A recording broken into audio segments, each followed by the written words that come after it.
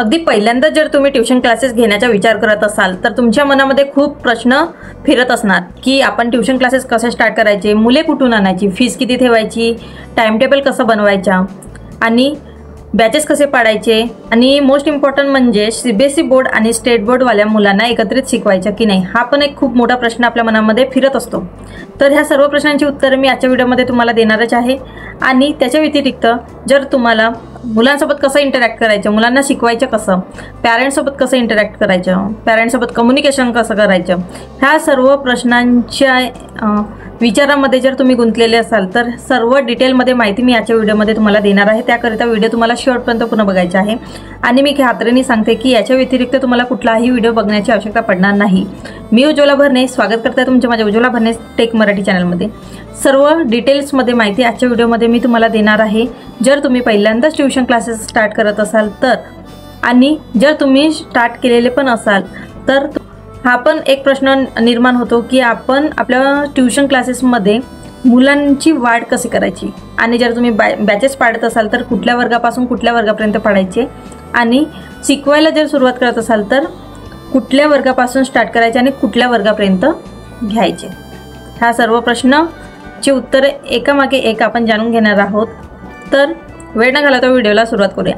सर्वप्रथम मुलं कुठून आणायचे, मुलांना बोलवायचे कसं क्लासमध्ये, त्याकरिता तुम्ही सर्वात आधी A4 साईजचे 4-5 पेजेस घरी आणा आणि त्यामध्ये इंटरनेटवर बघून जाहिराती लिहा। जसं ट्यूशन क्लासेसची जी जाहिरात असते त्या प्रकारे 1-2 जाहिराती तुम्ही बघा आणि तुमचे एक जाहिरात तयार करा। आणि घराशेजारी जो चौक आहे किंवा मेन जिथून लोकांची आवन जावण सुरू असते तिथल्या भिंतीवर किंवा बिल्डिंगच्या भिंतीवर वगैरे तुम्ही तुमची जाहिरात चिपकवा। जर तुम्ही लाजत असाल तर विसरूनच जा की कधीतरी तुमचे ट्यूशन क्लासेस स्टार्ट होतील। आपल्याला काहीतरी करायचे आहे, आपल्याला कुठून तरी इन्कम जनरेट करायचे आहे, तर लाजायची काही आवश्यकता नाही। आपण जर लाजलो तर कधीही आपण कुठल्याही व्यवसायाला स्टार्ट करणार नाही। मी आता ट्यूशन क्लासेसला व्यवसाय का म्हटलं, कारण ज्यामधून आपल्याला काहीतरी मिळते, ज्यामधून आपल्याला फीस मिळते, पैसे मिळतात, तर तो म्हणजे व्यवसायच झालं। जर तुम्हाला फ्रीमध्ये ट्यूशन क्लासेस घ्यायचे असेल तर तुमची इच्छा, आणि जर तुम्ही पैशांसाठी ट्यूशन क्लासेस घेतात ते म्हणजे बिझनेस। जर तुमचे व्हॉट्सअप ग्रुप असतील तर त्यामध्ये तुम्ही जाहिरात सेंड करा, तुमच्या स्टेटसला लावा किंवा तुमचे ग्रुप असतील त्यामध्ये सेंड करा, तुमच्या फ्रेंड्स सर्कलमध्ये सांगा किंवा तुमच्या रिलेटिव्हमध्ये सांगा की मी ट्यूशन क्लासेस घेणार आहे, माझ्या ट्यूशन क्लासेसला तुमचे मुलं पाठवा म्हणून। अशा प्रकारे आपण आपल्या ट्यूशन क्लासेसचे प्रमोट करू शकतो आणि आपल्या ट्यूशन क्लासेसमध्ये खूप सारे मुलांना बोलवू शकतो।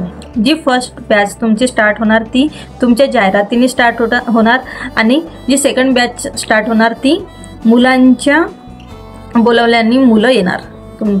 जर तुमचं इंटरॅक्शन चांगलं असेल, तुमचं कम्युनिकेशन चांगलं असेल मुलांसोबत, तर नक्कीच ते मुलं तुमच्याबद्दल चांगलं सांगून दुसऱ्या मुलांना पण तुमच्या क्लासेसमध्ये आणण्याचे चान्सेस फार जास्त असतात। त्याकरिता तुम्हाला त्या मुलांसोबत जास्तीत जास्त म्हणजे इंटरॅक्शन छान स्ट्रॉंग बनवायचं आहे। दुसरा प्रश्न पडतो की आपण स्टार्ट कुठून करायचं, कुठल्या वर्गापासून स्टार्ट करायचं, तर मी सजेस्ट करणार की सर्वप्रथम तुम्ही छोट्या वर्गातील मुलांना शिकवायला सुरुवात करा, कारण आपल्याकडे टीचिंगचा एक्सपिरियन्स नसतो।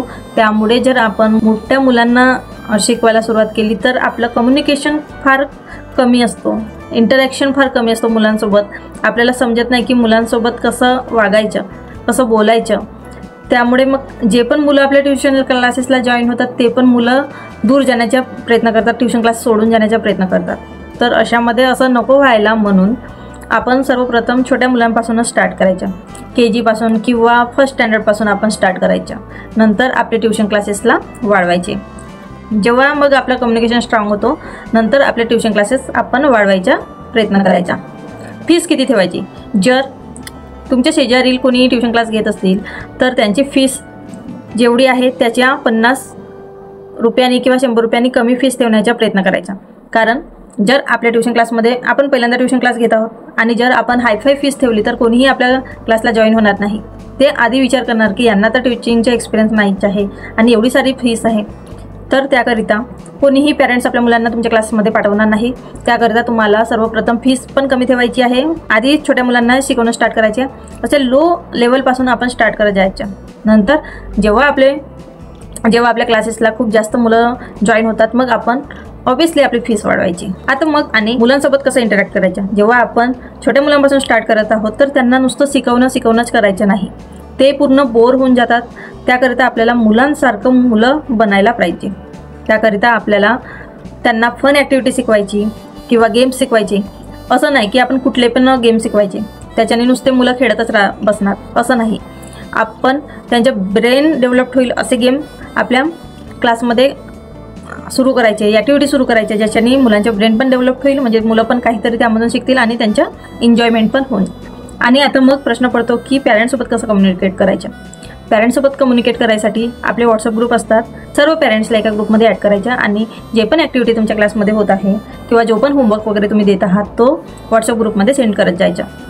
आणि जर आणि त्यांना म्हणायचं की जर तुम्हाला काही डाऊट असतील तर मला ग्रुपमध्ये सेंड करा आणि त्यांचे डाऊट क्लिअर करण्याचा प्रयत्न करायचा. अशाने आपण पॅरेंट्ससोबत पण इंटरॅक्ट होतो. आणि ज्या पॅरेंटचे व्हॉट्सअप नंबर नसतील त्यांना सजेस्ट करायचं की जेव्हा पण ते फीस देतात तेव्हा स्वतः पॅरेंट्सनी येऊन आम्हाला भेटा असं वगैरे एक स्पेसिफिक डेट देऊन त्यांना बोलवायचं.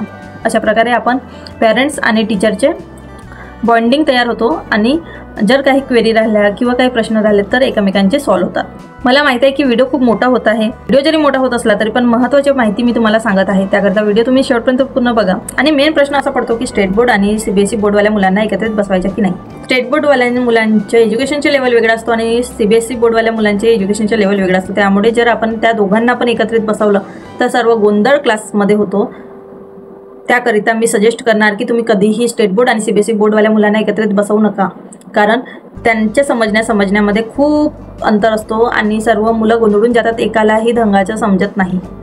त्यामुळेच एका बॅचमध्ये स्टेट बोर्डवाल्या मुलांना बसवा आणि दुसऱ्या बॅचमध्ये CBSE बोर्डवाल्या मुलांना बसवा. एवढंच होईल की आपल्याला थोडासा वेळ जास्त द्यावा लागेल, पण मुलांच्या ज्या क्वेरीज आहेत त्या पूर्ण क्लिअर होऊन जातात. मुलांना काही डाऊट्स नसतात. मुलांचे टाइम टेबल कसं बनवायचं हा एक प्रश्न खूप टीचरच्या मनामध्ये निर्माण होतो की आपण किती वेळामध्ये ट्युशन क्लासेस घ्यायची हा एक प्रश्न टीचरच्या मनात होतो. आपण 1 तास घ्यायचं की 2 तास. जर तुम्हाला पॉसिबल असेल तर तुम्ही 2 तासाची एक बॅच ठेवू शकता.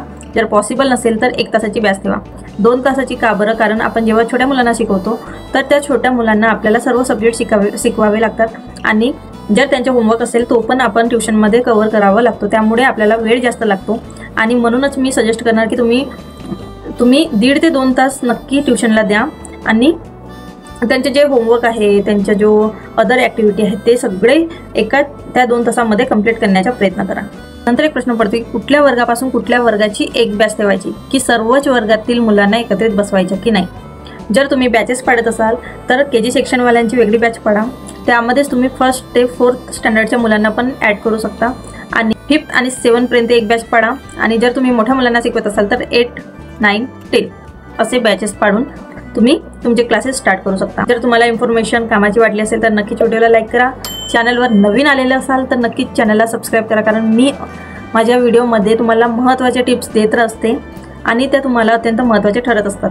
तर बेल आयकॉनला प्रेस करायला विसरू नका. चला तर मग भेटूयात नेक्स्ट व्हिडिओमध्ये. तेव्हापर्यंत बाय बाय.